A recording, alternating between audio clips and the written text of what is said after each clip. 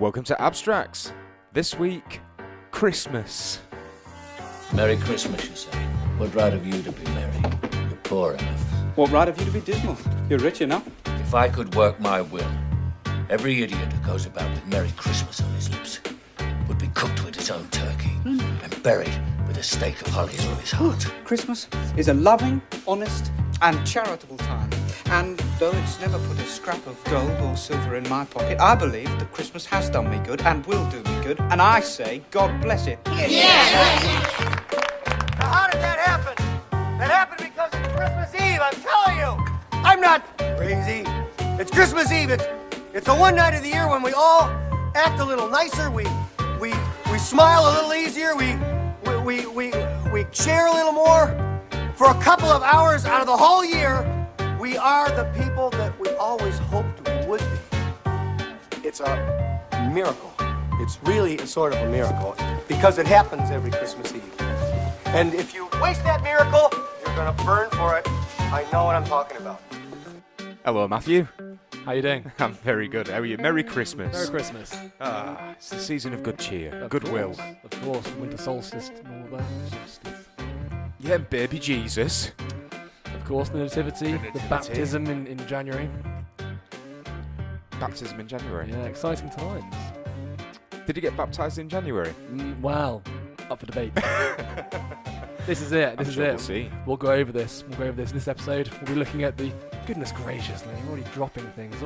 See, normally about half an hour and we start slurring our words, dropping things, the gin gets to us. We don't even have an excuse. It's going to start much earlier this week, I can tell you that. Absolutely. Festive cheer. Exactly. This week, It's the Christmas party. Why not? We can let loose a little bit. is this our Christmas party? Yeah, man, it's a good Christmas party. There's a good mood. You know, there's good gin. The gin is very, exotic looking. And we're It's gonna very end- seasonal looking. It is very seasonal looking, and we're going to end the podcast with one of us crying, having done something terrible that we're going to regret for the next year. Yeah, probably post something hideous to social media. Something like that. Yeah, good, okay, perfect. But yeah, I mean, you've already mentioned that you've invoked the gin, Kopparberg gin. It's a cider as far as I was concerned, Kopparberg. Well, you see, this is it, you see. The Kopparberg gin.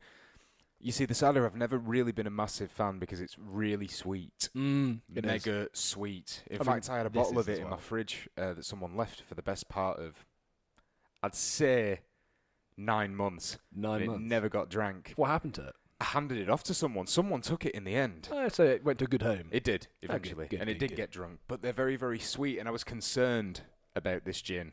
Wait, because, you yeah. mentioned that, did you? Yeah, because the thing was, I didn't know whether it was just going to be just really sweet. Just a really sweet gin version. I mean, let's be clear, it is quite sweet. It It's is a very It's sweet. a strawberry and lime gin. But what's more about this, it's like, because I did some sleuthing on the internet when you told me what Okay. gin we were getting. So it's like, what they say, they don't actually say an awful lot about this gin. You generally just get the standard blurb. So, they distill with pride. all do. Expert infusions, natural botanicals, bold yet balanced. The usual descriptive suspects. Okay. And how we're drinking it, I kind of changed it from the recipe on the website because I couldn't abide how sweet it would make it. Because what they were saying was, right, strawberry, lime, and lemonade. And I'm like, that's just going to make a Kopparberg, just a Kopparberg cider, but a gin version of it. Yeah. Not really too hot on that. So we have substituted the lemonade for tonic. We wanted to taste the gin. That's it. To be honest, I've got to be honest, it's got I quite like the sweetness. You can definitely taste that it's a vodka. Yeah, the base, absolutely. Yeah, you can definitely taste the ethanol underneath with this. At least for me. It's sharper than maybe some of the other gins we've had. But, open But strawberry experimentation. has that effect sometimes. Yeah. If the strawberry flavoured things, it can be a bit sharp. Yeah, well, mandarin, it's not strawberry, but mandarin gins can be like that as well. Really quite sharp. Just a bit As sharp. you said, tart. But I guess time's going to tell on it. Time will tell. We'll see how boozy it is. 37.5% volume. So let's see how this goes. It's not it does remind me a little bit of the Drury Lane that we started this podcast I was with. thinking that, but then you know why? Because that's a liqueur that we started it with. So it was basically juice with gin in it. A blend. A blend. And this does kind of taste a bit like a blend. It's not, but it does taste like it. And also afterwards, the strawberries will make a great boozy fruit salad. Oh, absolutely. Like a punch. But there is one good thing about Kopparberg, and that is that they are independent, apparently. Are they? They're an independent company, and it's all made in Kopparberg, Sweden. I guess you could be an independent monopoly, couldn't you? You could. Yeah. You could. I mean, some film companies have done that. Yeah. Isn't that like Star Wars was an independent film? Exactly. You know, the most successful independent film ever. Yeah. Yep. Less said about Star Wars, the better, because that's a big hot potato at the moment, isn't it? Volatile material, that's. Coming up to Christmas. I'm sure there's people literally fighting in toy shops over Star Wars Lego sets. There's parents ripping each other's wigs off. Yeah, well, I didn't mean to hurt the kid in the Disney store the other day, but I just had to get the new Stormtrooper. But he doesn't deserve it. He doesn't appreciate it. He doesn't. He won't appreciate it. You won't appreciate it, just like I wouldn't appreciate the original trilogy. So Exactly.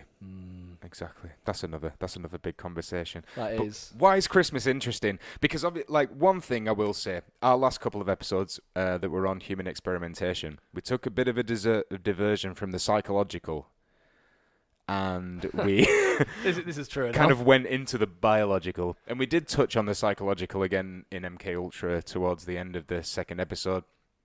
But in my research around Christmas, I tried to take it back a little bit more to the psychological, and looking at things like, because there's interesting concepts around the creation of mythical entities and our belief in them, and how we can manufacture these entities and we can get kids to believe in them, and how long can we get them to believe in them. Mainly Santa Claus. Santa Claus being Such one a of them. person. So he'll be getting explored a little bit. Yeah, a little bits on perception, sensation, stuff like that, and jollity. But to kind of get us going, a little bit of background, I reckon, because I really didn't do very much on the history of Christmas. Yeah, I've had a caffeine-fueled few days, really diving deep and dirty on the history of Christmas. Because have you ever really thought about this? Like, you know, Christmas, the history of Christmas, where did it come from? We'll all say, oh, well, you know, Jesus was born. Yeah, but hold on, what really happened there? Have you ever thought about that history? And then also, where did, like you say, Santa come into the picture? How did he turn up? I never really questioned that. I sort of thought, oh, St. Nicholas. This is it. I do have interesting questions surrounding that, which hopefully you might I might have some of the answers. elucidate. Yeah, exactly. So from the psychological to the historical. So, I mean, you know, let's just start it off. Christmas, Noel, calends. So some of those words might mean something to you. Christmas, or in Dutch, Dutch is quite important actually. We'll come back to why Dutch is important. But Kerstmis. Basically, this sort of appeared around the middle of the 4th century in Rome. So it really started in the Western Roman Church, spread to the East. And at that time, really there was a debate going on around whether God and the Son of God were the same thing. Right, the Trinity argument kind of thing. Well, Trinity, yeah, exactly the same. So at the Council of Nicaea at 325, exactly, they were debating the Trinity. They were debating really whether God was, you know, exactly like you said, the Trinity. But there's a lot of argument around that because Jesus does say the Father is greater than I. There's a load of these quotes that you can guess out of the texts that say that they're not, well, Jesus says they're not equal. And of course, you know, if God creates Jesus, then surely Jesus, there's the hierarchy there already. If he's creating him, then he is not the same thing. So anyway, they sort of wind that up, and they do decide they are the same thing. And then just a few years later, the original date for Christmas is recorded in the Roman calendar, or the Philocalian calendar, they call it in 336. So that's kind of where it begins. So we weren't celebrating Jesus' birthday until 366. Yeah, 336. 336. Yeah, that's the earliest they can date it back to. So a few hundred years afterwards, and actually that's only originally in the Roman churches that had to spread, because the main celebration actually was on January the 6th. You might know. Do you know Epiphany? Yeah, the Eve of Epiphany. The Spanish still. I think it's Spain that still. I think Greece as well. Observe the Eve of Epiphany. A lot of people do. Even in the UK, people will still observe Epiphany, and depending on your particular sect, let's say. But it's basically the visit of the Magi, so the magic people, or in other ways of thinking about it, the Three Kings. So we always think about the Three Kings on the 25th of December, but apparently they turned up on Epiphany. The 6th of January. The 6th of January. Yeah, the Three Kings turned up. They visited the McGee. Maybe it was quieter. They found a place to stay. Well, it took them a while. In some of the... Yeah, I had to think, You know what I mean? no, here's another thing that I found out. That when the three kings turned up on the 6th, and actually some dates have it a little bit later on, because it does say in the text 30 days after his birth they turned up, they're in a house. Actually, when you read the text, they turn up to the house. They're not in the manger, in the stable at that point. See, But maybe they're taking it as if Jesus is the same of God, is the same as God and the Trinity and all that. Maybe this place is the house of God. Maybe. I mean, yeah, you could say Semantic that. extrapolation. A semantic extrapolation. It could be. I mean, you can get even worse than that, because in the Eastern churches they said there weren't 3 kings, there were 12 of them. So the number's also disputed. The only reason it's thought to be 3 is because there's 3 gifts. So. I saw a documentary once that posited that the 3 kings are actually stars in the sky. Is that Zeitgeist? Yes, it was. Yeah. Yeah. It's very interesting. A lot of this can be dated to, can be linked to astrology. We'll go through some of the astrology, but definitely watch Zeitgeist if you're more interested in this, because we can't really... That's one of the things I think it does well. The astrology stuff. Yeah. Yeah. The stuff at the beginning. Yeah. When it gets onto politics, it loses me a little bit. Yeah. But it really shows you how all the ancient stories link together and how they can be traced back to the stars. A lot of this is pagan. A lot of the Christian stuff is pagan. We'll come on to that in a minute. The interesting thing about Noel is a totally different word. Obviously, that's the French for it. But it comes from the Latin natalis, which means birthday. So you go, the birthday of Jesus. Well, Noel, that's where it comes from. No. That is referring to the birth of the sun after the winter solstice. So the winter solstice, for anyone that doesn't know, is when essentially the sun is at its lowest point and you have the shortest day. And then after the winter solstice, the sun begins to rise again in the sky. And you can imagine, to people, especially at that time, there was one harvest a year. They didn't have the 3 fields method. They had one harvest a year. So it was really, really important to them that they did everything they needed to do to make sure the sun came back. Because at that time, it was they had a lot of superstition. They weren't so sure that the sun might rise. No, they weren't. And actually, the thing was, they did all of their superstitious... Well, they had all these rituals they did every year. And the sun then rose based on them doing those rituals. Well, you ask them to do an empirical experiment where they don't do it one year, and you see what they say. Because what if it doesn't rise? Yeah. That's it. Their harvest is gone and they're dead. So it was very important to them. They did all of this. But surely they'd have noticed by now that the sun rises every day, not just once a year. The height of it. But yes. So I thought that was quite interesting. And actually that holiday used to be called the Dies Natalis Solis Invicti. I might have totally butchered the pronunciation, but that was the old King Helios. So, this is also in Zeitgeist. This is the idea that the cold winter was defeated by Helios. And actually, on December the 25th, they used to basically celebrate the birth of Mithras. So not Jesus, this is Mithras. Mithra. It's a silent S. Yeah, I think it's... Mithra. I think it could be Mithra. Okay, we'll have to check that. Is Mithra Persian? Yeah, well, I think so. I think a lot of this is common over that area, because you get Egyptian, Helios, and all the rest of it. So yeah, it will be Persian as well. The myth around Mithra is very similar to the one of Jesus, born on the 25th of December. Absolutely. 12 disciples. Well, he was essentially the one that would guard Helios as he went over the sky. And he was known as the bringer of light. A bit like God, a bit like Jesus. He was known as the bringer of light. Also because, obviously, the sun was then getting higher every day after the winter solstice from December the 25th. So, yeah, he was a guardian of Helios. A guardian of the sun. So it's a birth of the sun, essentially. And really, it's thought that the Romans decided to pick this day because they were having a lot of trouble with non-Christians. And they were trying to convert people to Christianity. And they couldn't stop people worshipping this particular day, the birth of the sun. So there's no direct evidence of this, but there's a lot of writers around that time that say they picked that day. Yeah, they picked that day essentially as a political play to get people to... They can put their Christian gloss on it, but they wanted people... Be Christian, but we'll give you this. Yeah. You want to enjoy your festivities? Sure. Enjoy your festivities, enjoy your harvest and your slaughters and all the rest of it that happened at that time. We can't seem to unpick these pagans, essentially, these heathens, from their worldly exploits. Fine. let's put a Christian gloss on it and tell them it's the Son of God. Yeah. Not, Mithra and all the rest of it.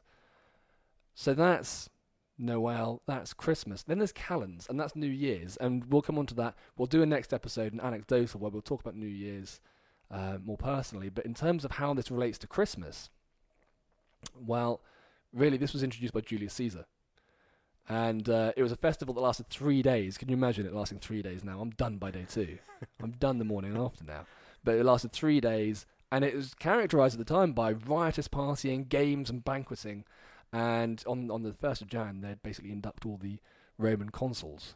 And they'd actually decorate their houses with greenery and lights, like candles and stuff like that, which I thought was quite interesting. Very similar to today. Like holly, mistletoe, various kind of wreaths and stuff. Yeah, I mean, I didn't see... Even Christmas trees. Precisely. Yeah, maybe.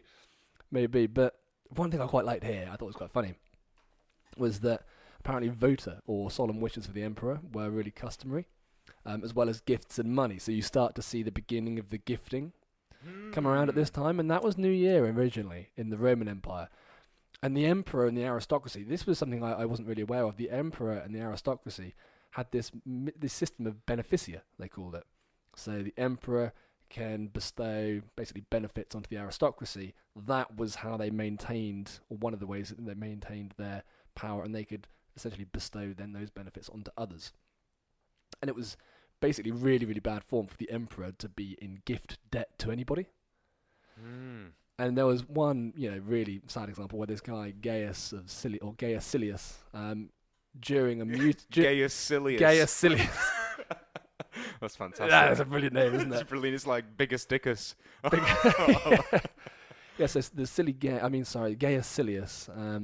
Basically, there was a German mutiny in AD 14, and he managed to keep his troops loyal, but that was seen as a debt. So Tiberius the emperor at the time felt indebted to him for managing to keep the troops loyal. So he engineered his death just to make sure he didn't have to pay back that obligation. It's just outrageous. But, so you had, like, for example, Augustus accepting gifts during this time of year, and he'd always repay everything and maybe more, make sure he totally cleared his debts. But then Caligula turns up. With his orgies. Yes, it's this guy. Yeah. It's this guy. And he essentially basically puts an edict in, and he says, I'll stand on my porch, and you have to now come and give me gifts and whatnot. And he didn't give anything back. And people were really, really upset about that. And I thought that's the first example that I could find of, gift giving and reciprocity. And when you give a gift like Secret Santa, sure. you hit the maximum at Secret Santa, and you go, I've gone all out, £20, and then you get like a £2 thing, and you go, I am outraged. It all started there. But so, I mean, that's really where the terms come from. But then there's this really interesting divide between Christmas and New Year's as opposing values. Because you have these heathen folk festivals, right, that they're trying to replace, and they're really life-affirming. So the pagans, they're sort of saying yes to this life, and they're enjoying food and wine and merrymaking. And you've got the Christians, at least in the more intense form, turning around and going, no, this is a place of discipline. This is a place for you to live an ascetic life, not do very much, fast, say no to this world, and wait for the afterlife. Because the afterlife's better. Yes. Yeah. And so you had Christmas and New Year stood for opposing principles, where, the Nativity, that managed to absorb the heathen folk festivals of the 25th of the winter solstice. But they didn't know what to do with Calends, because Calends, that was the first of every month, but then also it was the New Year celebration in the Roman Empire. That became the New Year celebrations. And they didn't know what to do with it. They just couldn't get rid of it. They really fought against the observance of it, and they tried to make it a solemn fast. And actually, that happened more recently. I think in the 1800s, they managed to make it a solemn fast one particular day, and people just went in and basically raided the shops and made everyone pay for it. It was just... So yeah, you have this really interesting time in the Christian church where they're saying you've got the ascetic principles of self-mortification, world renunciation, and absorption in this kind of like transcendental life, versus just a natural human striving towards joy, happiness, and earthly reaping well-being. rewards. Yeah. So, I mean, human nature wins essentially, and the church backs off. And there was one author, he said that the church winks at these particular celebrations, winks at these rituals. They've lost a lot of their original meanings, but the Christians just basically go around and put a gloss on it. But yeah, so the church's Christmases basically get infected by that feeling, and everything becomes increasingly merry until it's a celebration really that's not just about the mystical and the transcendental, but it's also about the tangible and the worldly. You know, you've got a cradle to rock. It becomes something quite joyous. Let's round off the history here. So, I mean, first of all, you might say middle of November. Why are we not still celebrating in the middle of November? Because it starts on November the 11th with St. Martin's Day or Martin Mass. Martin Mass you might have heard of. Yeah. People were probably just sick of it. No, it wasn't that. It was that they got too good at agriculture. They got too good. This was the Carolingian period. So this is between like 780 AD and 900 AD. And they got really good at agriculture. This is when they start. So there wasn't this single yearly big feast. Right. But exactly. So basically what you've got is you've got more yields. And, for example, they can basically grow more hay. And so they can keep the cattle for longer in the stables, feasting on the hay, keep them warm, but they can keep them fed for longer in stables. So what they were having to do was slaughter. They were having to go through a slaughter in mid-November because the pastures were closing. Because it was too cold, the climate wasn't right. But as they got better at agriculture, they were able to keep the cattle kicking around for long enough that the slaughter could take place at the end of November, the beginning of December. And that's a whole thing in itself. I mean, the thing about having multiple harvests was that as well. They introduced a 3-field system. So that was where you have 3 fields, one's fallow, you rotate it every year, but the other 2, you've got your spring crops and your winter crops. So yeah, you have the 2 harvests as well. So this is all happening in that period between, the late 8th century and the end of the 9th century. And basically, they just copy and paste. They go, well, Martin Mass, I mean, we're not killing the animals then anymore. We haven't got this feast to enjoy ourselves with. So, really, if you look at St. Andrew's Day on November the 30th, and then St. Nicholas's Day on December the 6th, it's thought that they are just copy and paste of St. Martin's Day. They go, oh, God, we're slaughtering them later. Let's just put it back. And then they go, let's do it again. And they have St. Nicholas's Day. Too many animals. Must kill them all. Let's kill them. Yeah, but this is it. So Christmas, you really, on the pagan side, you can't separate it from the winter folk feasts and Martin Mass, St. Nicholas's Day. Really, it's just an excuse for a piss up and good old red meat, really. And it's quite sad. I mean, again, when I was looking at this, there's all these YouTube videos. These people go, the dark past of Christmas, sacrifice and all the rest of it. Yeah. Not exactly. So the animals originally were killed out of necessity, right? And so it was believed that the sacrament, the mysterious and divine force within them, existed within the animals, and they were kind of revered in pagan traditions. And so the common folk would start dressing up in the hides of the animals, really kind of just in like this solemn celebration of the fact that they had to kill the animals. And that's what those celebrations were.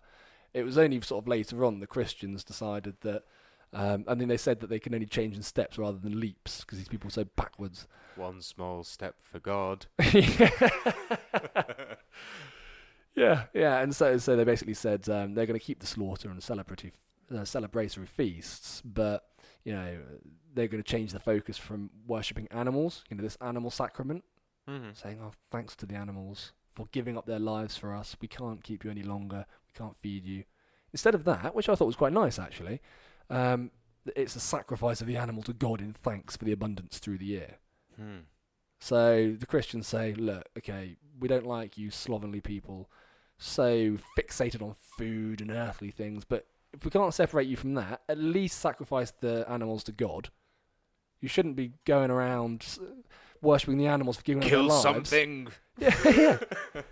So I mean, really, that's just give God one. Just give it something. Give it a cow. But I thought the original tradition was actually probably certainly more in line with the environmental movement of today. Really, if you're going to kill animals, go out and hunt them and really get close to them and look them in the eyes and feel thanks for it, and don't take a trophy picture with it. But that's what it was. Yeah, don't stand on its head with your rifle, big grin on. Yeah, exactly. Carol singing as well. Carol singing does not get off scot-free. So the pagans used to carry around idols of these various gods. Bel, actually. Bel is just this term for master or lord. And the church was like, we're not having that. So they do the same thing. They go around and do exactly the same thing. They just proceed around with a crucifix, singing about the glory of God. And that's where carol singing begins, to sort of wipe out the pagan traditions. So it's basically Christians versus pagans. Basically.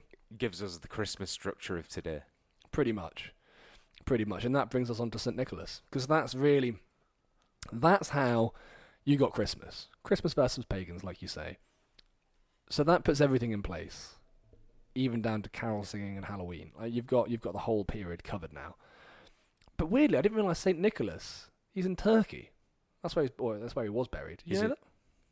Oh, the saint. I thought you meant not the big jolly man. Not the big jolly man. He probably was as well. I mean, so he's obviously a copy and paste of St. Martin. Yeah. Right? Because they were just moving the festivities. But St. Martin, he was known for some mixture of like bringing apples to good children, apples and nuts. And they'd bring rods to farmers for driving out cattle. Mm-hmm.